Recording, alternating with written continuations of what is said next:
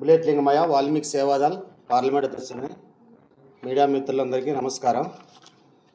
ఈరోజు press meet మా వాల్మీకి భూములన్నీ 124C 125C 2 ఎకరాల 85 సెంట్లు ఇది Mutyanantapuram bypass highway bit sir. 2 ఎకరాల 80 సెంట్లు. ఇంత దౌర్జన్యంగా ఓపెన్గా హైవే బిట్టు సార్. ఇది road highway bit Masineni grand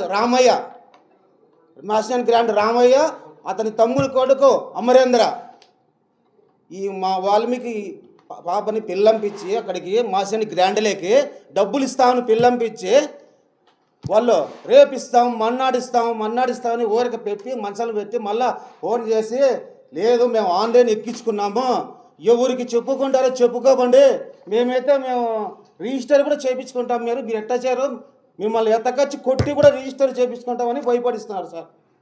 Masineni grand Ramayya గారికి మీకు ఒకటే చెప్తున్నా, అమరేంద్ర గారు మీకు కూడా ఒకటే చెప్తున్నా, మా వాల్మీకి భూముల జోలికి వస్తే మాత్రం రాష్ట్రంలో మొత్తం వాల్మీకి సంఘాలన్నీ ఒకటే, అనంతపురం నుంచి నువ్వు ఎక్కడి నుంచి వచ్చినావు అక్కడి నుంచి పరగడచ్చి కొడతామని చెప్తున్నా. దౌర్జన్యంగా గుంజుకుంటావా? బిజినెస్ చేయి, వ్యాపారం చేసుకోవా. బీద వాళ్ళ భూములు గుంజుకోనికి నువ్వు ఉండేది ఎందుకు? పబ్లిక్గా ఓపెన్గా చూసుకో, 10 మందిలో పంచాయతీ పెడతాం. భూమి ఎవరిది, ఆన్లైన్ ఎవరిది? ఎందుకే ఈ బతుకుతాడు? పెద్ద మనిషి అనిపించుకొని బతుకుతున్నావు, భయపడిస్తున్నావు. జాగ్రత్త. నువ్వు అనుకుంటున్నావేమో వాల్మీకులు అనుకుంటున్నావా? వాల్మీకి అనంతపురం నుంచి తరిమి కొడతామని రాష్ట్ర నాయకులు వాల్మీకి సేవాదలు మొత్తం అందరూ గుంపై పరగడచ్చి కొడతామని చెప్తున్నా సార్. అందరికీ నా పేరు కుల్లాయమ్మ, మాది ఎల్లనూరు మండలం, ఎల్లనూరు గ్రామము. అందరూ నివసిస్తున్నాం మేము. మా నాయన తలారి బాలన్న ఆల్రెడీ మా నాయన గుత్తి అనంతపురంలో హైవేకి భూమి కొన్నాడు మా నాయన.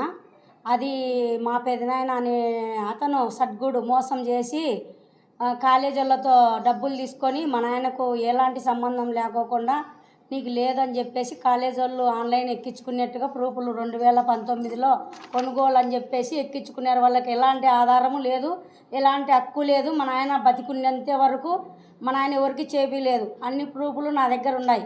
బ్రిటిష్ కాలంలో నుంచి ఆ తర్వాత ఎవరు కొన్నారు అనే అన్ని లింక్ డాక్యుమెంట్లతో సుద్ధా నాకు ఉన్నాయి. నేను కల్పించుకొని అన్నీ తీసుకొచ్చుకొని పెట్టుకున్నా రెడీగా.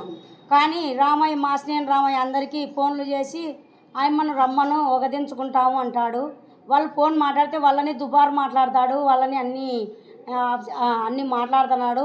మాకు వచ్చి మళ్ళీ వాళ్ళు చెప్తున్నారు వాళ్ళు ఇవ్వరంట, 60 ఇస్తారంట, 70 ఇస్తారంట అని చెప్తున్నారు. కానీ నేను దానికి అంగీకరించలేదు.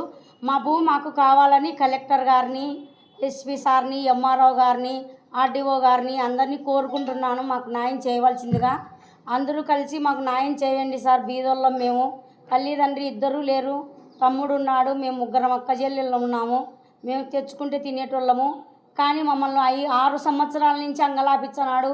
ఇదిగో అదిగో అంటాడు, రమ్మంటాడు, అన్నీ ఇట్లా చేస్తున్నాడు. మాకు న్యాయం అనేది జరగలేదు. ఎక్కడ పోయిన అధికారులను అందరినీ కొనేస్తా నేను.